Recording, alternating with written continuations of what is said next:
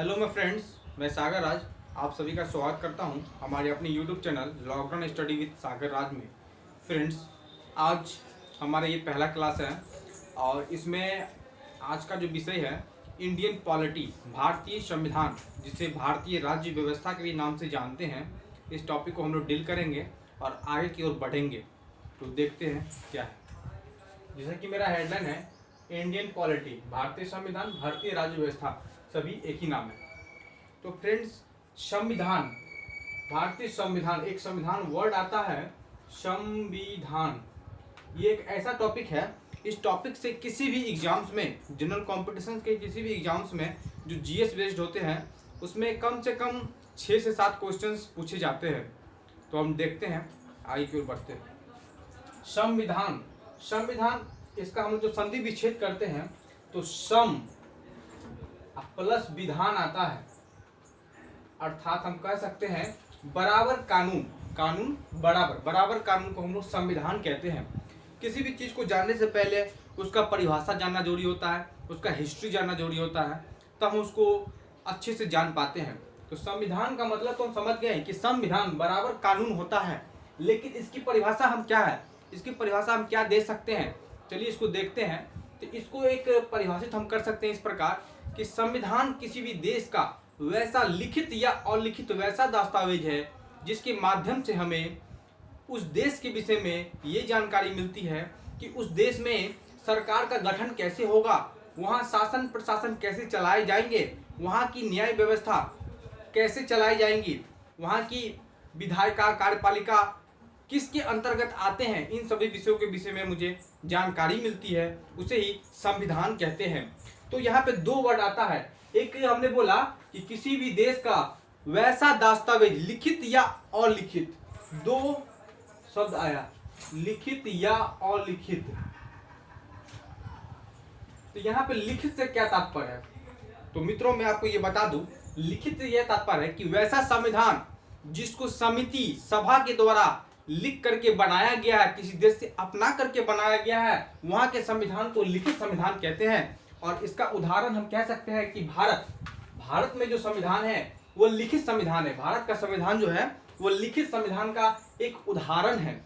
और आपको बता दें, पूरे विश्व में सबसे लंबा संविधान, सबसे लंबा लिखित संविधान हमारे भारत का ही है, और सबसे अच्छा संविधान भी भारत का ही माना जाता है। इस पर मुझे गर्व है कि हम भारत के निवासी हैं और भारत का जो संविधान है वो बहुत ही अच्छा है। फ्रेंड्स, तो हमने बताया कि विश्व की सबसे बड़ी संविधान जो है वो भारत की है। सबसे बड़ी संविधान वो भारत की है। इस संविधान के अंतर्गत मूल रूप से मूल संविधान में 395 आर्टिकल और 22 भाग और आपको 8 अनुसूचियां होती थी, लेकिन वर्तमान समय में 450 आर्टिकल और 25 भाग और 12 अनुसूचियां हैं। इन सभी आर्टिकल को, भाग को और अनुसूचिया को हम आगे के वीडियो में देखेंगे। पहले मुझे आज का जो टॉपिक हम लोग है, आज का हमारा ये टॉपिक है कि ऐतिहासिक पृष्ठभूमि, हमारी जो संविधान है उसकी नींव कैसे पड़ी, हमारे लिए संविधान क्यों आवश्यक हुआ, क्यों ये आवश्यक हुआ कि भारत को अपना संविधान बनाना चाहिए, इन सबको हम देखेंगे और वहाँ तक हम पहुँचेंगे। तो उससे पहले आपको मैं बता दूं कि मैंने बताया विश्व की सबसे बड़ी संविधान भारत की है, तो एक प्रश्न उठता है छोटा सा कि विश्व की सबसे छोटी संविधान किसकी है। तो मैं आपको बता दूं, विश्व की सबसे छोटी संविधान जो है वो अमेरिका की है। यहाँ के संविधान में केवल 7 आर्टिकल आते हैं, अर्थात केवल 7 अनुच्छेद हैं। तो ये लिखित हो गया। अलिखित संविधान, अलिखित का मतलब ये नहीं है कि वहां के संविधान को लिखा नहीं गया है, इससे ये तात्पर्य, अलिखित से ये तात्पर्य है कि वहां का संविधान जो है रीति रिवाज मतलब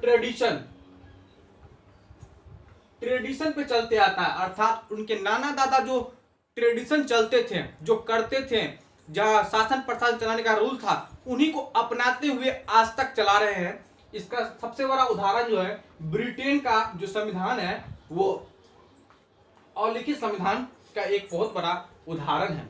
तो फ्रेंड्स, ये हो गया आपको छोटा सा ये परिचय था कि संविधान ऐसे ऐसे है।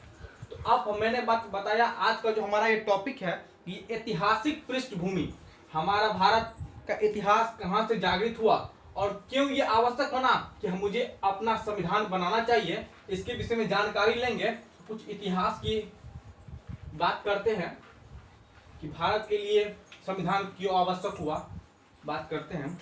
एक समय की बात है कि इंग्लैंड में एक डेट है, आपको 31 दिसंबर 1600 ईस्वी को इंग्लैंड की ब्रिटेन की महारानी एलिजाबेथ प्रथम के द्वारा एक कंपनी का स्थापना किया गया था। उस कंपनी का नाम था east India company. East India company का स्थापना किया गया था व्यापार, पूर्वी एशियाई देशों में व्यापार करने के उद्देश्य से। और इसी के संदर्भ में 1608 ईस्वी में कैप्टन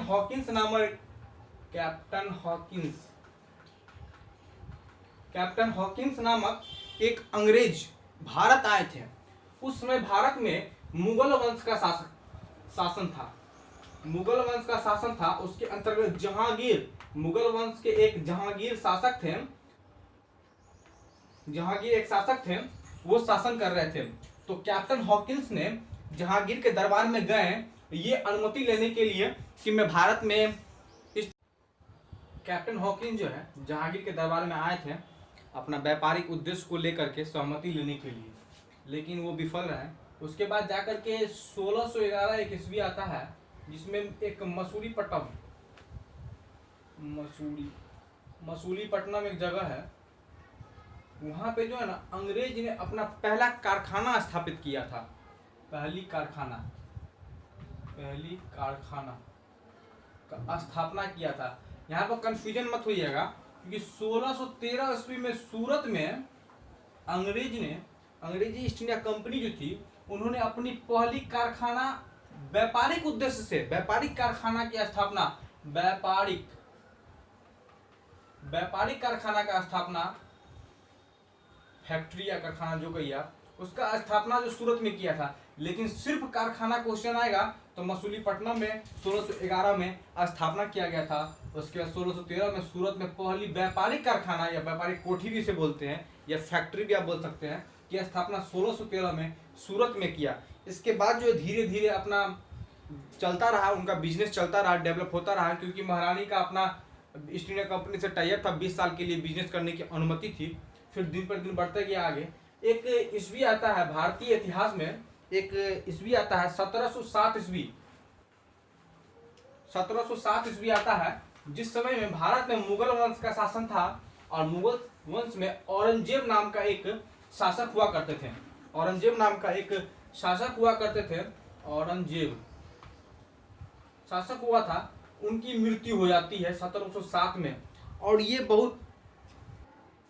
1707 में औरंगजेब की जब मृत्यु हो जाती है, उसके बाद जो भारतीय इतिहास में मुगल वंश में कोई भी योग्य शासक नहीं हुए और उनके अपने ही घर में भाई भतीजावाद की राजनीतिक होने लगी और एक दूसरे से लड़ने लगे, जिसका फायदा जो है ईस्ट इंडिया कंपनी जो है उठाने लगी। इसी तरह आगे बढ़ते बढ़ते 2 युद्ध होता है, जहां से कि भारत का राजनीतिक जो है ना टर्न लेता है। भारतीय राजनीतिक का टर्निंग 2 युद्ध होता है। एक पलासी युद्ध होता है, एक पलासी का युद्ध होता है और दूसरा बक्सर नाम का युद्ध होता है। तो हम बात करते हैं पहले पलासी का युद्ध। पलासी का जो युद्ध है ये 23 जून 1757 ईस्वी को हुआ था। अब ये सवाल आता है पलासी है कहाँ, तो ये भारत का मैप है, मान लीजिए यहाँ पे आपको बंगाल का क्षेत्र आता है, यहाँ पे कोलकाता शहर है। तो कोलकाता शहर में पलासी नाम का एक मैदान है, उस मैदान में ही युद्ध हुआ था। इसमें युद्ध जो हुआ था, पलासी का युद्ध जो हुआ था, इसमें आपको अंग्रेजी सेनापति जो था वो रॉबर्ट क्लाइव अंग्रेज का एक सेनापति हुआ करता था, वो रॉबर्ट क्लाइव। और इधर आपको बंगाल का, यहाँ बंगाल था, बंगाल का नवाब जो है सिराज उद्दौला था, सिराज उद्दौला के बीच हुआ। इसमें क्या था कि सिराज उद्दौला के पास उस समय में 50,000 सैनिक हुआ करते थे, लेकिन रॉबर्ट क्लाइव के पास मात्र 5,000 थे। इनको अब डर हो रहा था रॉबर्ट क्लाइव को कहीं हम हार ना जाए, इसके लिए इन्होंने सिराजुद्दौला का एक सेनापति था, मीर जफर नाम का एक सेनापति था, जो मुख्य सेनापति था।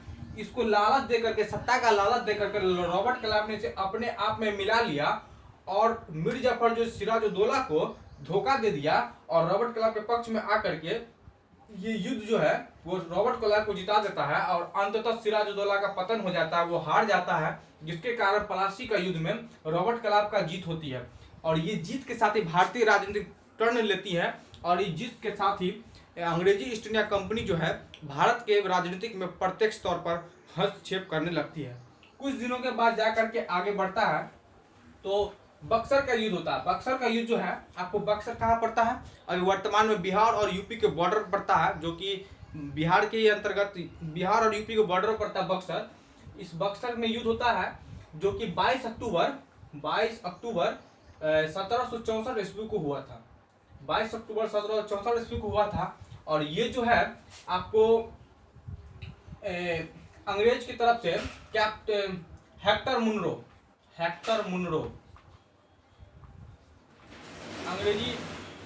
अंग्रेज की तरफ से हेक्टर मुनरो एक अंग्रेज थे वो। और इधर आपको एक शुजा-उद-दौला थे, वो आपको बंगाल अवध के नवाब थे, शुजा-उद-दौला थे। उसके बाद शाह आलम द्वितीय थे, जो कि मुगल वंश के शासक थे। और ये थे इन दोनों के शुजा-उद-दौला, शाह आलम द्वितीय और हेक्टर मुनरो के बीच युद्ध होता है और इसमें भी अंततः अंग्रेजी सेनापति हेक्टर मुनरो की जीत होती है और शुजा-उद-दौला की जो टीम रहती है जो कि बक्सर की तरफ से लड़ती है वो हार जाती है। इसी के साथ, ये हारने के साथ 1764 में होता है, इसके पतन के साथ जो है बक्सर के अंग्रेजी जब सेनापति जीत जाता है तो इसके साथ और भी वर्चस्व अंग्रेजी ईस्ट इंडिया कंपनी का बढ़ जाता है। और 1764 में युद्ध के पश्चात 1765 में इलाहाबाद की संधि होती है, इलाहाबाद नामक एक संधि होती है। और इस संधि के में यह निष्कर्ष निकलता है कि बिहार, बंगाल और उड़ीसा, के क्षेत्र में जो है ना कर वसूलने का अधिकार जो है ईस्ट इंडिया कंपनी अपने हाथ में ले लेती है। और यहाँ से ही भारतीय राजनीतिक का ये जो युद्ध है, भारतीय राजनीतिक अंग्रेजी ईस्ट इंडिया कंपनी के अधीन होते चली जाती है। और आगे बढ़ते हैं तो एक ईस्वी आता है 1771 ईस्वी जाते 65 के बाद 1771 यानी कि 6 साल बाद, 6 साल के अंदर अभी तो कर वसूलने का अधिकार था। इसी के साथ साथ जो है निजामती अधिकार, अंग्रेजी ईस्ट इंडिया कंपनी जो है भारत में निजामती अधिकार भी प्राप्त कर लेती है। निजामती शब्द का मतलब होता है शासन प्रशासन करना, वहाँ अपना हक जमाना, शासन प्रशासन करना, निजामती हक भी वो जमा लेती है। इस प्रकार 1771 तक जाते हम कह सकते हैं कि अंग्रेजी ईस्ट इंडिया कंपनी जो एक व्यापारिक कंपनी थी वो 1771 जाते व्यापारिक कंपनी के साथ साथ आपको एक राजनीतिक कंपनी भी बन जाती है और प्रत्यक्ष तौर पर भारत में अपना हस्तक्षेप भारतीय राजनीतिक में करने लगती है। इसी को देखते हुए ब्रिटेन की महारानी जो है अंग्रेजी ईस्ट इंडिया कंपनी को अपने अंडर में करने के लिए बहुत सारे एक्ट चलाती है ताकि उसका अपना जो वर्चस्व है वो अंग्रेजी ईस्ट इंडिया कंपनी पर रहे और वो भारत पर शासन करते रहे। हम देखते हैं आगे। इसके बाद क्या होता है कि देखिए, अंग्रेज जो है हमारे भारत पर जो है 200 साल, लगभग 200 साल जो है अपना शासन करती है। तो इसका जो 2 पार्ट में शासन चलता है, इसका लगभग 100 साल जो है ना आपको अंग्रेजी ईस्ट इंडिया कंपनी के तौर पर शासन करती है और 100 साल जो है वो ब्रिटिश सरकार के तौर पे, उसको ब्रिटिश ताज भी कहते हैं या क्राउन भी कहते हैं, के तौर पर शासन करते हैं। तो ये ईस्वी कब से कब है ये हम देखते हैं और इसी को आगे बढ़ाते हैं। तो 1757 में जब बक्सर का युद्ध होता है वहां से लेकर के 1858 तक ब्रिटिश ईस्ट इंडिया कंपनी का शासन प्रशासन हमारे देश पर चलता है।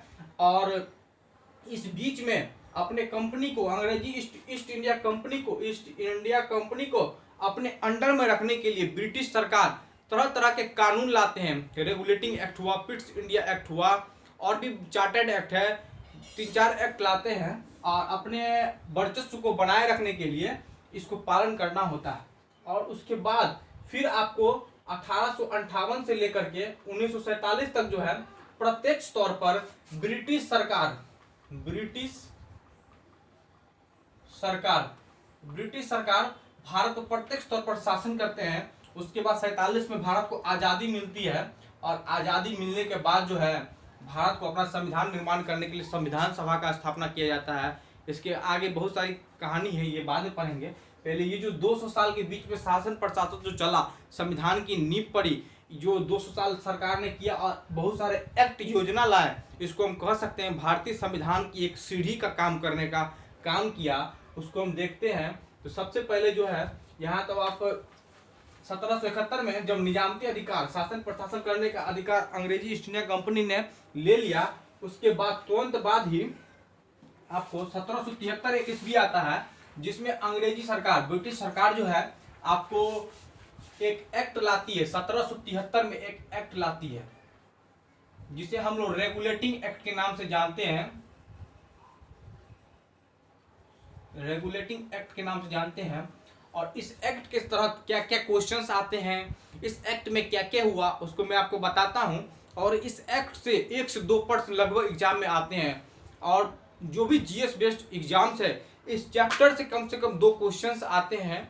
संविधान की ऐतिहासिक पृष्ठभूमि हुआ इस चैप्टर का नाम। हम जानते हैं 1773 का रेगुलेटिंग एक्ट क्या कहता है और इसके अंतर्गत क्या क्या किया गया।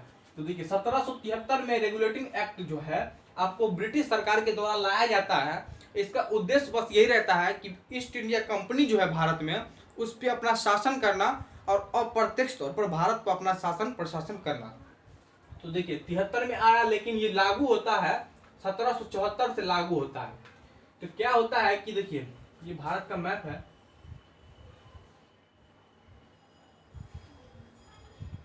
यहाँ पे बॉम्बे है, बॉम्बे का क्षेत्र है। यहाँ पे महाराष्ट्र का क्षेत्र है और यहाँ पे बंगाल, यहाँ पे बम्बई है, यहाँ पे मद्रास है और यहाँ पे बंगाल का क्षेत्र आता है। तो देखिए क्या करते हैं हम कि सबसे पहले जो 1774 में क्या होता है, ब्रिटिश सरकार के द्वारा कलकत्ता में एक जगह है कलकत्ता, जिसकी स्थापना 1700 ईस्वी में हुई थी। इसकी स्थापना 1700 ईस्वी में हुई थी। तो 1700 ईस्वी में स्थापना हुई थी, लेकिन देखिए 1774 में कोलकाता में जो है सुप्रीम कोर्ट, जिसको हम सर्वोच्च न्यायालय, सुप्रीम कोर्ट की स्थापना की जाती है। ब्रिटिश सरकार के द्वारा सुप्रीम कोर्ट की स्थापना की जाती है। और ये क्वेश्चंस पूछता भी है कि भारत में सबसे पहले सुप्रीम कोर्ट की स्थापना कहाँ हुई थी, कब हुई थी, किसके द्वारा किया गया था। तो सुप्रीम कोर्ट की स्थापना 1774 ईस्वी में हुआ और कोलकाता के क्षेत्र में हुआ। ठीक है, यहाँ से क्वेश्चन ये भी आते हैं कि पूरे भारत में सबसे पहले हाई कोर्ट का स्थापना कहाँ किया गया और कब किया गया। तो ये मैं आपको बता दूं इस क्वेश्चंस में कि कोलकाता में ही आपको हाई कोर्ट जो कि स्टेट लेवल पे होता है, तो हाई कोर्ट की भी स्थापना जो है कोलकाता में ही हुई थी, 1861 ईस्वी में हुई थी। तो इसका जिक्र आगे के हम लोग क्लास में करेंगे, लेकिन अभी है यहाँ पे आपको 1774 में है। तो देखते हैं स्थापना किया गया। इसमें 4 मुख्य न्यायाधीश हुआ करते थे, चार न्यायाधीश हुआ करते थे, चार न्यायाधीश हुआ करते थे, जिसमें एक मुख्य न्यायाधीश होते थे और 3 मुख्य न्यायाधीश हुआ करते थे और 3 जो है अन्य न्यायाधीश हुआ करते थे। आप लोग इसे हैंडराइटिंग से घबराइएगा नहीं। आप लोगों को नोट चाहिए तो इसके लिए हम व्हाट्सएप पे ग्रुप बना देंगे और प्रत्येक क्लास का आपको डेट वाइज हम नोट जो है अवेलेबल कर देंगे ग्रुप में लिख करके। आप उसको अपने स्तर से अपने कॉपी पे लिख सकते हैं ताकि आई का प्रिपरेशन करने में आपको आसानी हो। तो देखिए मुख्य न्यायाधीश होते हैं और ये प्रथम जो मुख्य न्यायाधीश थे इनके पद पर सर एलिजा एम्पे नाम के एक अंग्रेज थे, उन्हें बैठाया जाता है। सर एलिजा एम्पे को बैठाया जाता है। सबसे पहला कारण रेगुलेटिंग एक्ट में यही हुआ कि कलकत्ता में सुप्रीम कोर्ट की स्थापना हुई 1774 ईस्वी में। इसमें 4 मुख्य न्यायाधीश हुआ करते थे, जिसमें एक मुख्य न्यायाधीश हुआ करते थे और 3 अन्य न्यायाधीश हुआ करते थे। और मुख्य न्यायाधीश के पद पर सबसे पहले सर एलिजा एम्पे को बिठाया गया। और ये क्वेश्चन पूछता है कि भारत में प्रथम मुख्य न्यायाधीश के तौर पे कौन आए थे। तो आपको सर एलिजा एम्पे जो कि कलकत्ता के सुप्रीम कोर्ट के मुख्य न्यायाधीश हुआ करते थे। उसके बाद जो है आपको ये बॉम्बे और मद्रास के क्षेत्र को जो है पूर्णतः बॉम्बे और मद्रास के क्षेत्र को जो है बंगाल के अधीन कर दिया और शासन प्रशासन जो है बॉम्बे और मद्रास के क्षेत्र में भी बंगाल से ही चलाए जाने लगे। उसके बाद आपको क्या हुआ कि बंगाल में एक पद हुआ करता था गवर्नर, बंगाल का गवर्नर। तो इस गवर्नर नाम को बदल करके बंगाल का गवर्नर जनरल कर दिया गया, बंगाल का गवर्नर जनरल कर दिया गया। और इस पद पे जो थे वारेन हेस्टिंग्स, एक अंग्रेज थे, वारेन हेस्टिंग्स। तो इस तरह हम कह सकते हैं, ये भी क्वेश्चन बहुत पूछता है कि बंगाल के प्रथम गवर्नर जनरल कौन थे, तो वारेन हेस्टिंग्स थे। इनको बैठाया गया और इनकी सहायता के लिए, बंगाल के गवर्नर जनरल को सहायता करने के लिए एक परिषद का गठन किया गया। उस परिषद में 4 सदस्यीय परिषद थे, 4 सदस्यीय परिषद का गठन किया गया। बंगाल के गवर्नर जनरल का सहायता करने के लिए, बंगाल के गवर्नर की सहायता के लिए 4 सदस्यीय परिषद का गठन किया गया। तो इस तरह हमने देखा, पहला जो है कलकत्ता में सुप्रीम कोर्ट, दूसरा बॉम्बे, मद्रास और बंगाल को पूर्णतः आपको बॉम्बे और मद्रास को बंगाल के क्षेत्र में मिलाया गया। तो इसमें बहुत सारी कमी थी और ये पहला एक्ट था, इसलिए इस एक्ट को नाम दे, पहला इसके लिए प्रयास किया और बहुत सारी कमी थी, इसलिए इसको भूल की संज्ञा, प्रयास व भूल की संज्ञा के नाम से जाना जाता है। और एग्जाम्स में पूछे भी जाते हैं प्रयास व भूल की संज्ञा के नाम से कौन से एक्ट को जाना जाता है, तो हम बोल सकते हैं रेगुलेटिंग एक्ट को। तो इस एक्ट में कमी को दूर करने के लिए 1781 ईस्वी में एक्ट ऑफ सेटलमेंट लाया गया, एक्ट ऑफ सेटलमेंट। अब नाम से ही स्पष्ट है, सेटलमेंट, जैसे हम लोग बोलते हैं सिस्टम में कुछ खराबी हो गई है, उसे सेटलमेंट करो, अर्थात ठीक करो, उसकी दशा को बदलो, सही करो।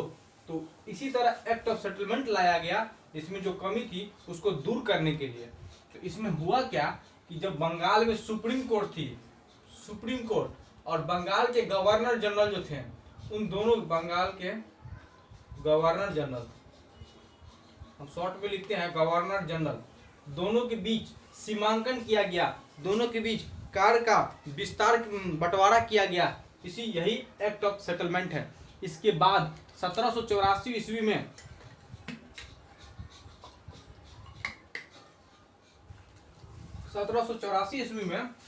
एक एक्ट आता है जिसे पिट्स इंडिया एक्ट के नाम से जानते हैं, पिट्स इंडिया एक्ट। और पिट्स इंडिया एक्ट इसलिए बोलते हैं कि ये एक्ट लाने का श्रेय एक अंग्रेज थे जिसका नाम था विलियम पिट्स, इसलिए इस एक्ट का नाम दिया गया पिट्स इंडिया एक्ट। अब ये सवाल आता है कि इस एक्ट में क्या कहा जाता है, तो ये जो एक्ट है, इस एक्ट के तहत जो है अंग्रेजी सरकार जो थी, ब्रिटिश सरकार जो थी, वो ब्रिटिश की महारानी जो थी, वो आपको ईस्ट इंडिया कंपनी पे नियंत्रण रखने के लिए बहुत सारे कार्य किए। तो देखते हैं इसमें क्या क्या कार्य हुआ था, उसको देखते हैं, तो इसको मिटाते हैं।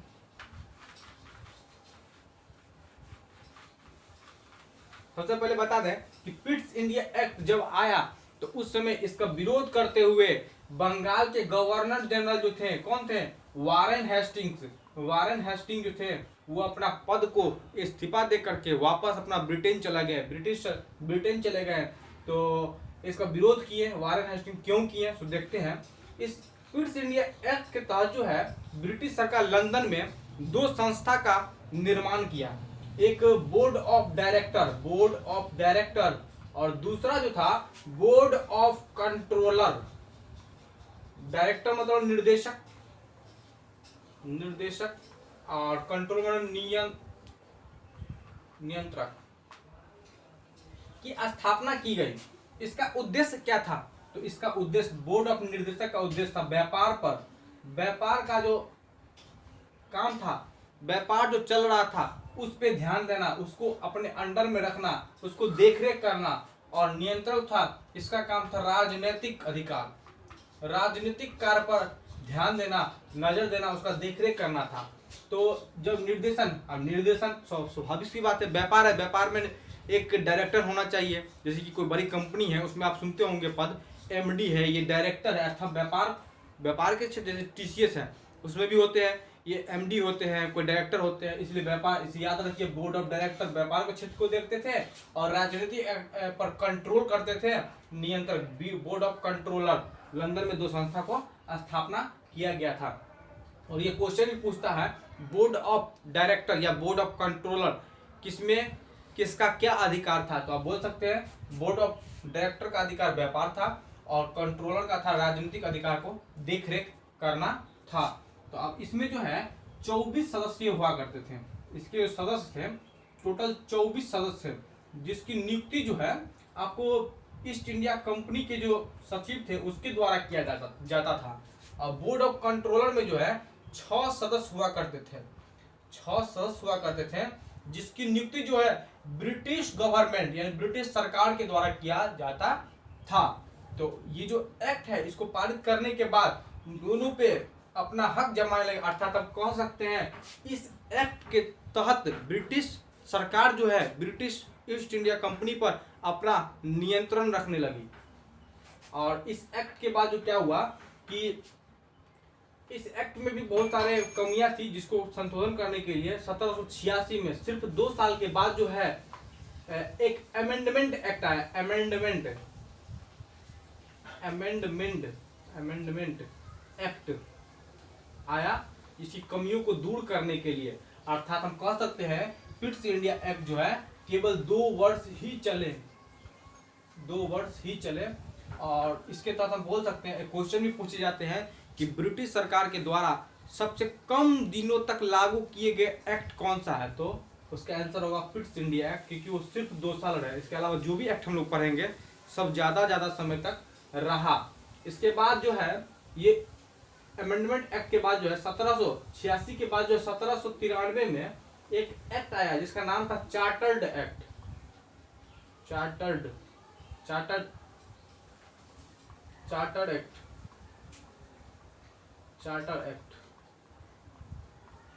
एक्ट था। इसके विषय में ये वीडियो बहुत लंबा हो गया, इसलिए इसके विषय में कल पढ़ेंगे हम। और 1 से 2 क्लास में सारा एक्ट जो है हम लोग 1947 का जो है भारतीय स्वतंत्रता अधिनियम तक 2 क्लास में ख़त्म कर लेंगे। उसके बाद चलेगा अपना संविधान चलेगा। और लास्ट में यही कहेंगे, हमारी वीडियो में आपको अच्छी लगी, खराबी लगी, क्या लगी, इसको कमेंट करके मुझे बताएं, ताकि मैं आगे का वीडियो में संशोधन करूंगा। और ज़्यादा से ज़्यादा शेयर करें, क्योंकि आपका सपोर्ट मिलेगा तभी मैं आगे भी कंटिन्यू रह पाऊंगा और अच्छा कर पाऊंगा। धन्यवाद।